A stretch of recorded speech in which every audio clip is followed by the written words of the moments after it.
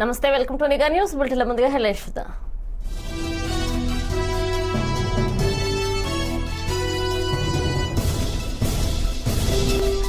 మా నాయకులపై తప్పుడు కేసులు పెడుతున్నారు. అంబులెన్సుల కుంభకోణం సాక్ష్యాలతో బయటపెట్టామన్న దేవినేని.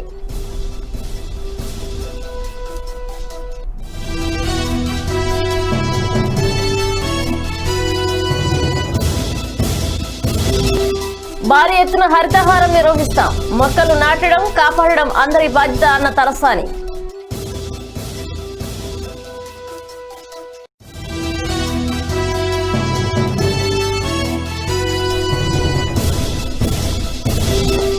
రేషన్ దుకాణాల నుంచి నేరుగా ఇంటికి పంపిణీ వాహనాలను ప్రారంభించిన మంత్రి కన్నబాబు.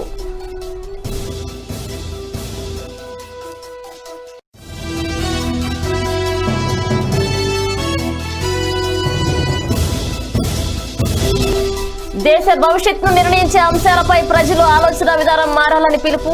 మోడీ నాయకత్వంలో దేశం అభివృద్ధి దిశగా పయనిస్తుందన్న కిషన్ రెడ్డి.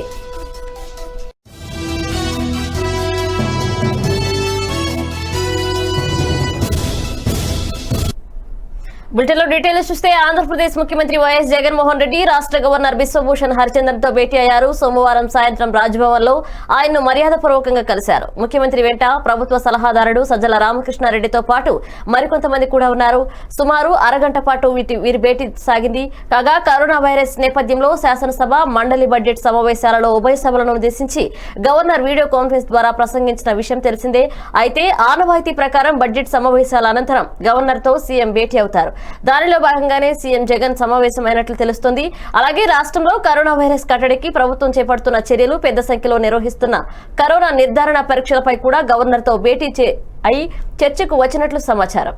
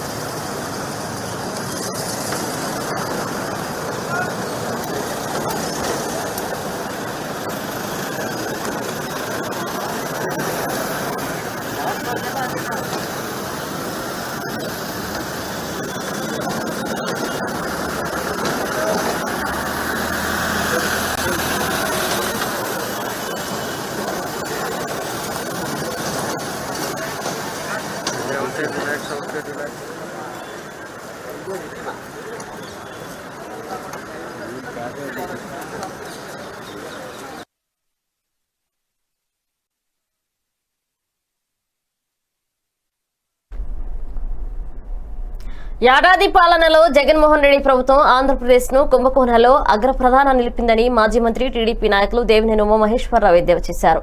చివరకు ప్రజారోగ్యంతో ముడిపడిన 108 అంబులెన్సులలో కూడా 300 కోట్ల అవినీతికి పాల్పడ్డారని ఆరోపించారు. అంబులెన్సులకు సంబంధించి రకరకాల జీవోల పేరుతో విజయసాయిరెడ్డి వియంకుడికి చెందిన అరబిందో కంపెనీకి కట్టబెట్టడానికి రాష్ట్ర ప్రభుత్వం చేసిన విన్యాసాలను టీడీపీ అధికార ప్రతినిధి పట్టాభిరామ్ సాక్ష్యాధారాలతో సహా బయట పెట్టారని గుర్తు చేశారు దేవినేని.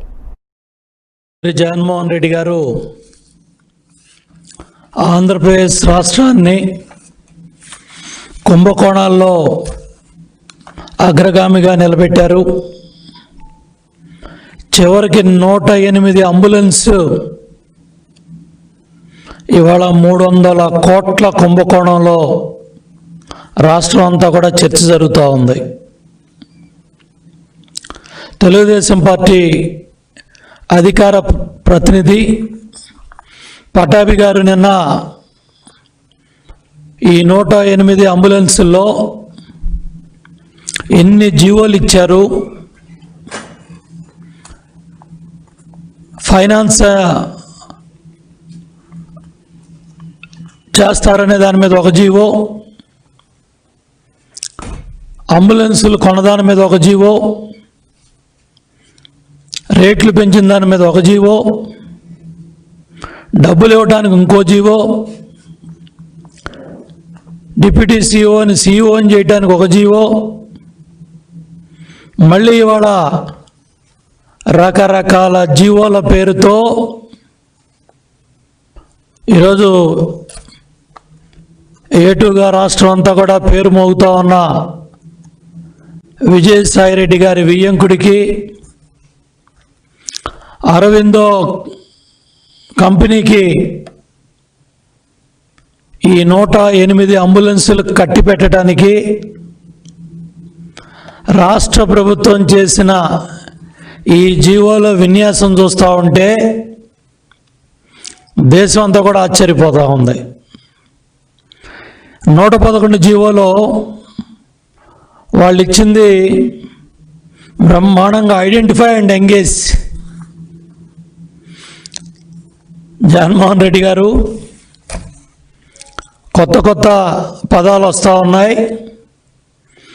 ఐడెంటిఫై అండ్ ఎంగేజ్ ఇదేనా రివర్స్ టెండరింగ్కి అర్థం? ఇదేనా మీ రిజర్వ్ టెండరింగ్?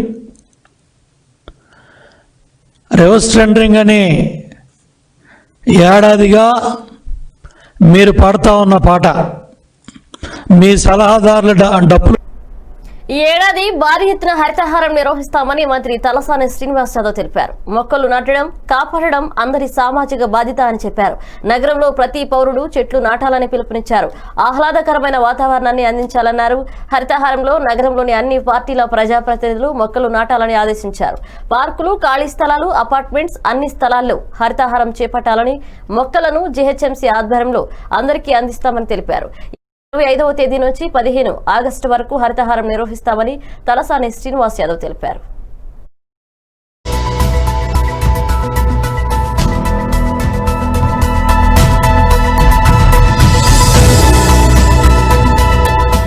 ఈ నెల 25వ తేదీ నుండి మరి జరిగేటువంటి హరితార కార్యక్రమం, మరి గౌరవ ముఖ్యమంత్రి గారి కార్యక్రమాన్ని ఛాలెంజింగ్ గా తీసుకోవడమే కాకుండా 5 విడతలు కూడా రాష్ట్ర వ్యాప్తంగా బ్రహ్మాండంగా జరిగింది. ఆకుపచ్చ తెలంగాణ కావాలనేటువంటి సంకల్పంతో ముఖ్యమంత్రి గారు చెప్తుంది. ఒక ప్రజాప్రతినిధులు అధికారుల బాధ్యతనే కాదు, హైదరాబాద్ లో, గ్రేటర్ హైదరాబాద్ లో ఉన్నటువంటి ప్రతి ఒక్కరి బాధ్యత కూడా. ముఖ్యమంత్రి గారు పదే పదే చెప్తారు, మన పిల్లలకి ఎంత ఆస్తి ఇస్తామన్న దానికంటే ఒక ఆహ్లాదకరమైనటువంటి, ఆరోగ్యకరమైనటువంటి జీవితాన్ని ఇవ్వాలి, మంచి ఆక్సిజన్ ఉండాలనేటువంటి సంకల్పంతో చాలా సందర్భాలలో చెప్పింది. అందుకే గ్రేటర్ హైదరాబాద్ లో ఉన్నటువంటి ప్రజాప్రతినిధులు, పార్లమెంటు, శాసనసభ్యులు, శాసన మండలి సభ్యులు, మేయర్ గారు, డిప్యూటీ మేయర్ గారు, కార్పొరేటర్లు అందరం కూడా బాధ్యత తీసుకొని ఈ కార్యక్రమాన్ని 25వ తేదీ నుంచి 15th ఆగస్టు వరకు ఈ కార్యక్రమాన్ని బ్రహ్మాండంగా ఏర్పాటు చేసుకొని ముందుకెళ్తాం. దీంట్లో అన్ని పార్టీల ప్రజాప్రతినిధులు కూడా రిక్వెస్ట్ చేస్తా ఉన్నాం.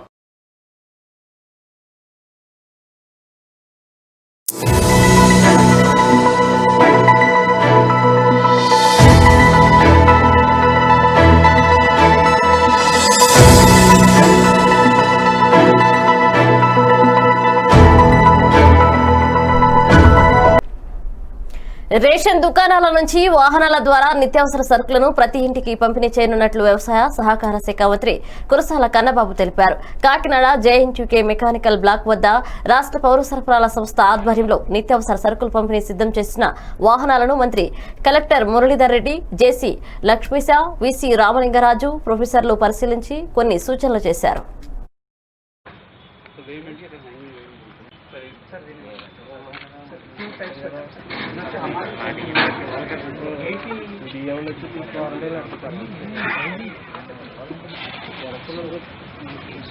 कस्टमर की హ్యాంగింగ్ సార్, ఆ రోజు కమిషనర్ గారు హ్యాంగింగ్ అయితే యాక్యురసీ బాగుంది సార్. మనకి ఇంక్లైన్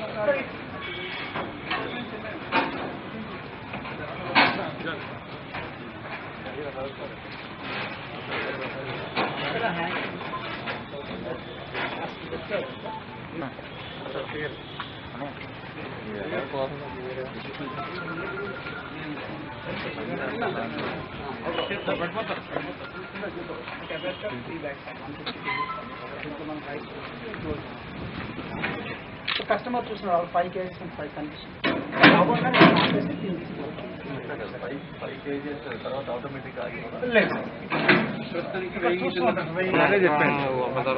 ఆటోమేటిక్ గా కదా 10 kgs అంటే 6 ఆటోమేటిక్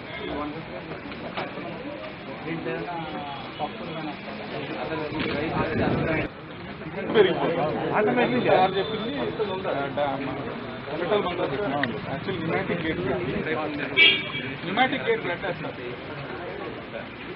చెప్పండి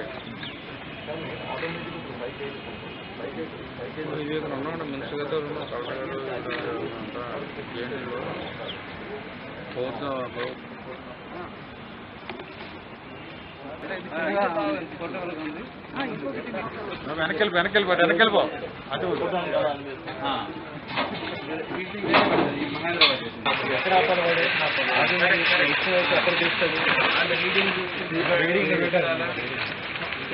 ఇక్కడ చూసేది ఎవరు చూస్తారంటే ఒక్కలో ఇంక్లైన్ కొనుక్కోండి 120 grams చిన్న ప్రమాదం డిటాచ్ చేయడానికి హౌస్ డిటాచ్ ఆయా ఇళ్ల వరకు తీసుకొచ్చి రేషన్ బియ్యం కానీ ఇతర సరుకులు కానీ ఇవ్వాలని గౌరవ ముఖ్యమంత్రి జగన్మోహన్ రెడ్డి గారు సంకల్పించారు. దానికి సంబంధించి కొన్ని మిషన్స్ని ఇంటింటికి తీసుకొచ్చి ఇవ్వడానికి కొన్ని మిషన్స్ని ఫ్యాబ్రికేట్ చేయించారు. వాటిని ఇప్పుడు జిల్లా కలెక్టర్ గారు మురళీధర్ రెడ్డి గారు, అదేవిధంగా జాయింట్ కలెక్టర్ లక్ష్మీ షా గారు, మన జేఎన్టీయూ వీసీ గారు, మేమందరం కూడా ఈ జేఎన్టీయూలో చూసాం. ప్రొఫెసర్స్ ఆ టెక్నికల్ బృందాలన్నీ కొన్ని మిషన్లో ఇంకా మార్పులు ఉంటే బాగుంటుంది, అడ్వాన్స్మెంట్ వచ్చేలాగా చేయాలని చెప్పి సూచనలు చేశాం. ప్రధానంగా ఈ ఆటోమేషన్ ఏమైనా ఉంటే ప్రయత్నం చేయమని చెప్పి ఒక సజెషన్ ఇచ్చాము. వచ్చే కాలం హైదరాబాద్ బంజారాహిల్స్ రోడ్ నెంబర్ 10లోని Basavatarakam Indo American cancer hospital 20 ఏళ్లు పూర్తి చేసుకుంది. ఈ సందర్భంగా డాక్టర్లు, సిబ్బందికి హాస్పిటల్ సేవలు పూర్తి స్థాయిలో రోగులకు అందించడానికి సహకరించిన అందరికీ హాస్పిటల్ చైర్మన్, మేనేజింగ్ ట్రస్ట్, నటుడు ఎమ్మెల్యే బాలకృష్ణకు కృతజ్ఞతలు తెలిపారు. తెలంగాణ గవర్నర్ తమిళిసై సౌందరరాజన్ శుభాకాంక్షలు తెలిపారు. Years of service in cancer treatment, particularly for the economically compromised people, the downtrodden patient. I wish them all success. Nandamuri Balakrishna Garu, taking his father NTR's mission of serving the poor with same spirit. I wish them all success. Thank you so much.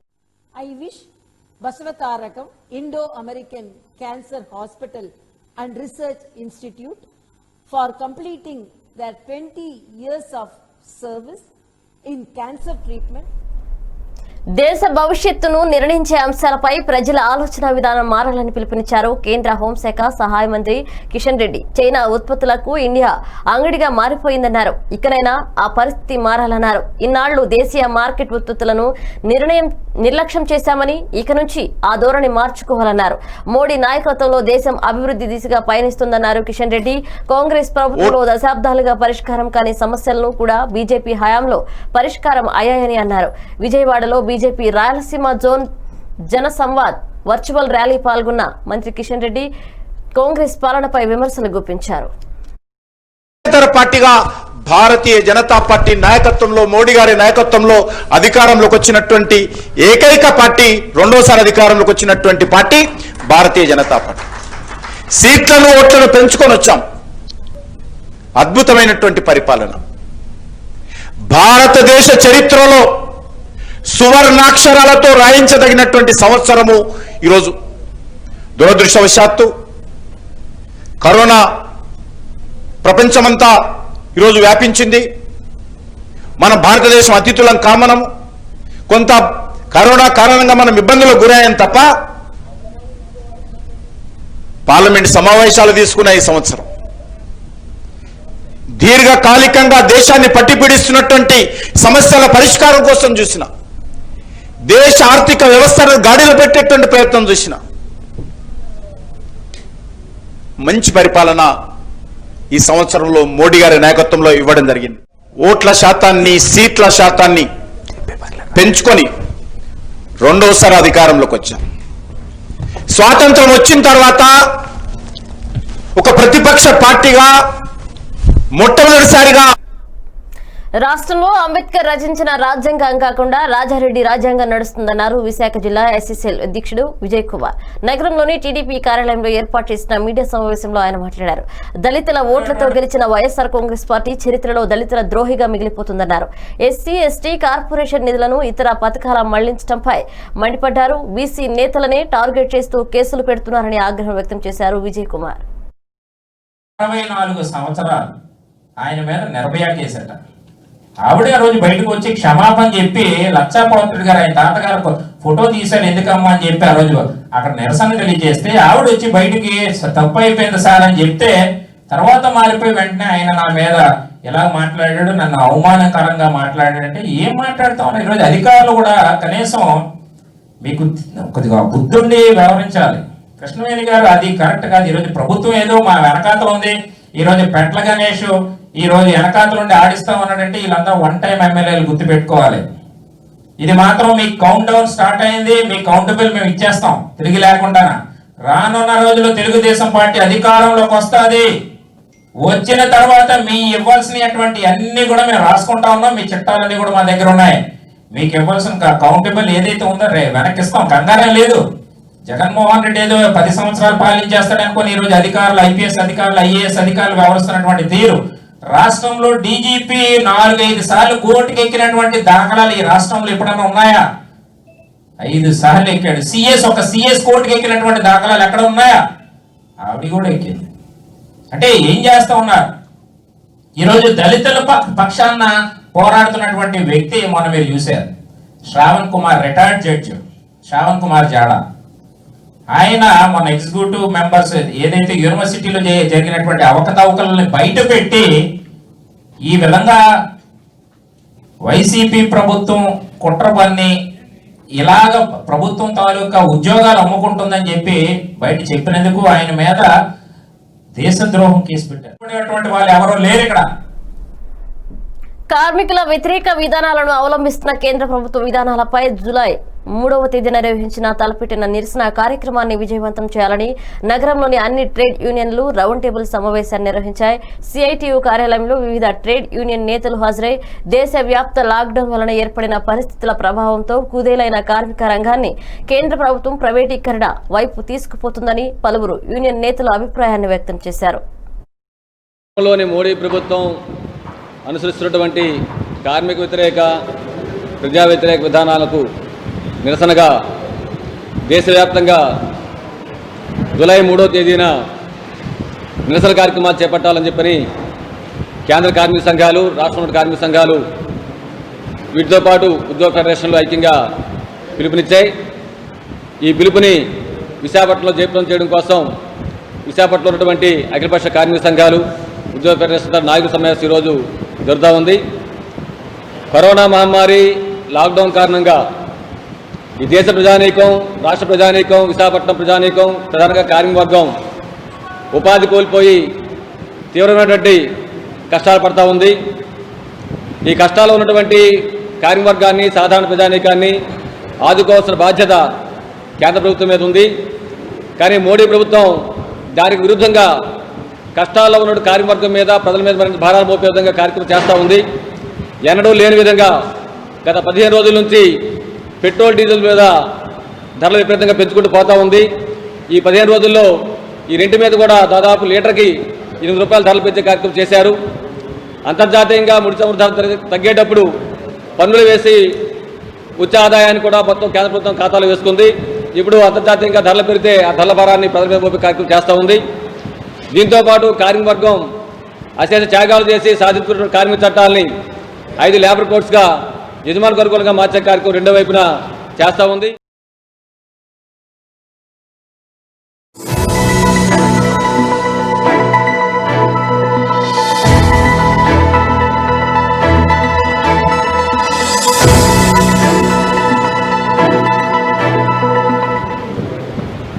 కేంద్రంలోని మోడీ ప్రభుత్వం అనుసరిస్తున్నటువంటి కార్మిక వ్యతిరేక ప్రజా వ్యతిరేక విధానాలకు నిరసనగా దేశవ్యాప్తంగా July 3వ తేదీ అనంతపురం జిల్లా బుక్కపట్నంలో చేనేత నేతన్న హస్తం కింద 2వ విడత 24,000 రూపాయలను వారి ఖాతాల్లో జమ అయ్యాయి.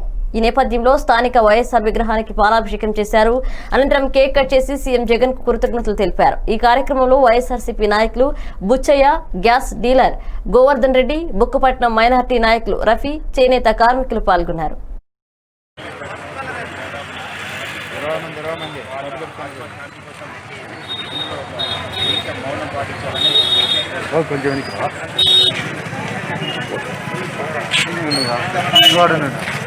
జగన్మోహన్ రెడ్డి గారు ఎలక్షన్ మేనిఫెస్టోలో పెట్టిన విధంగా నేత కార్మికులు ఎవరైతే ఉన్నారో వాళ్ళ ఆర్థిక పరిస్థితుల్లో దీన్ని బట్టి ఆ రోజు ఎలక్షన్ మేనిఫెస్టోలో నేతన్న హస్తం అందిస్తాము, ప్రతి ఒక్క అర్హులకి నేతన్నలకి ప్రతి ఒక్కరికి అందిస్తామని చెప్పి అదేవిధంగా అనుకున్న కరువులోనే 6 నెలల కాలంలోనే సంవత్సరం తిరిగే లోపలే నేతన్నలకు ప్రతి ఒక్కరికి మొత్తం నేత కార్మికులు ఎవరైతే ఉన్నారో అర్హులు ఎవరైతే ఉన్నారో వాళ్ళ ప్రతి ఒక్కరికి అందించిన దానికి కృతజ్ఞతగా మన నేతన్నలందరూ జగన్మోహన్ రెడ్డి గారి కృతజ్ఞతగా ప్రోగ్రాం పెట్టుకోవడం జరిగింది. అలాగే నేతన్నలకు మరియు మనకు ఇంత కార్యాన్ని చేసిన జగన్మోహన్ రెడ్డి గారికి కృతజ్ఞతలు తెలుపుతూ అదేవిధంగా మన నేత కార్మికులు కూడా ఇద్దరు మాట్లాడాల్సిందిగా.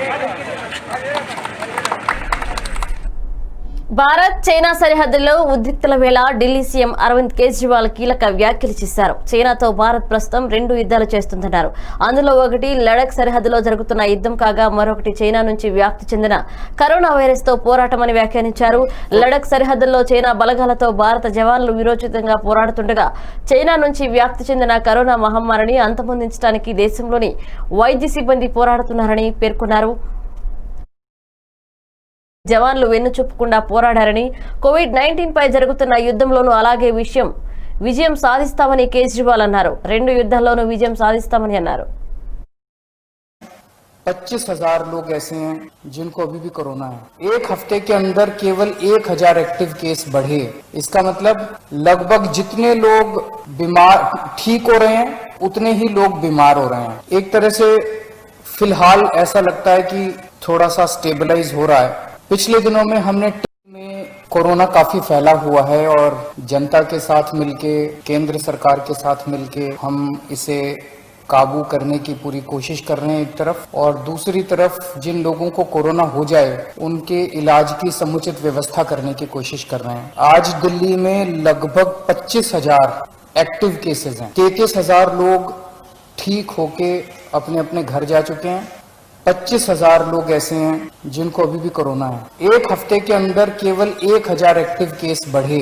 इसका मतलब लगभग जितने लोग बीमार ठीक हो रहे हैं उतने ही लोग बीमार हो रहे हैं. एक तरह से फिलहाल ऐसा लगता है कि थोड़ा सा स्टेबलाइज हो रहा है.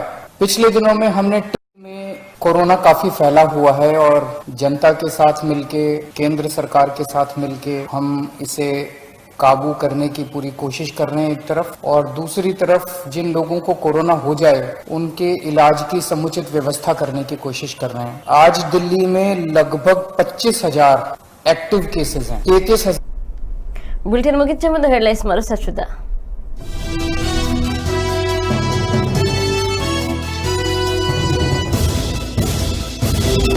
మా నాయకులపై తప్పుడు కేసులు పెడుతున్నారు. అంబులెన్స్ల కుంభకోణం సాక్ష్యాలతో బయటపెట్టామన్న దేవినేని.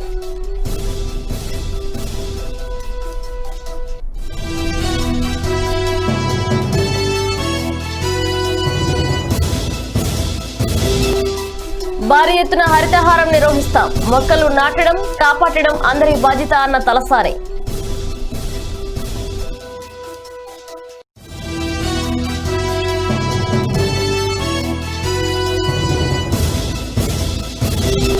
రేషన్ దుకాణాల నుంచి నేరుగా ఇంటికే పంపిణీ వాహనాలను ప్రారంభించిన మంత్రి కన్నబాబు.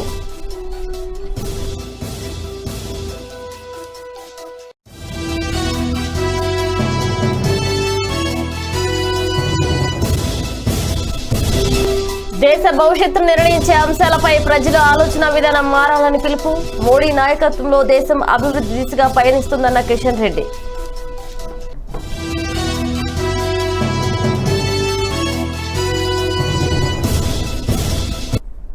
ఇవి బులెటిన్ అప్డేట్స్. కీప్ వాచింగ్ నేగా న్యూస్. నమస్కారం.